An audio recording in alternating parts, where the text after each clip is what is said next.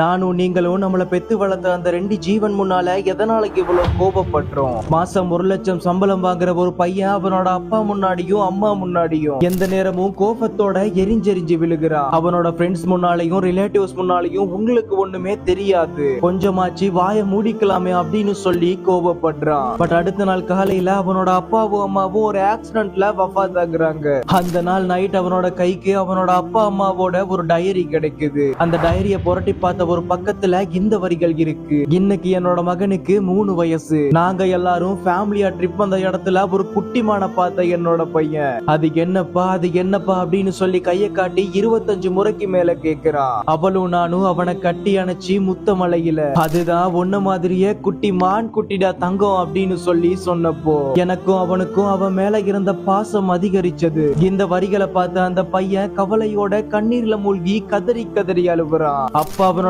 கண் முன்னாடி தன்னோட அப்பா மேலையும் அம்மா மேலையும் எவ்வளவு எரிஞ்செரிஞ்சு விழுந்த எவ்வளவு கோபப்பட்ட அப்படிங்கறது ஞாபகம் வருது. இந்த ஒரு ஸ்டோரி வேற யாரோடையதும் கிடையாது. டெய்லியும் தெரிஞ்சும் நம்மளோட அப்பா அம்மாவை நோகடிக்கிற என்னோடையும் உங்களோடையதும் தான். ஒரு செகண்ட் நினைச்சு பாருங்க, அவங்க நினைச்சிருந்தாங்க அப்படின்னா நம்மள கரு கலைச்சிருக்கலாம். பட் அப்படி பண்ணாம நமக்கு உயிர் கொடுத்த அந்த தங்கங்களை யாருக்காகவோ எந்த இடத்துலயும் மரியாதை இல்லாம கோபமாவோ நடந்துக்க கூடாது. அல்லாஹ் தஆலா அல் குர்ஆன்ல சொல்றான், முதுமை அடைஞ்ச உங்களோட பெற்றோர்களை பார்த்து சீன்ற வார்த்தைய கூட சொல்லிராதீங்க.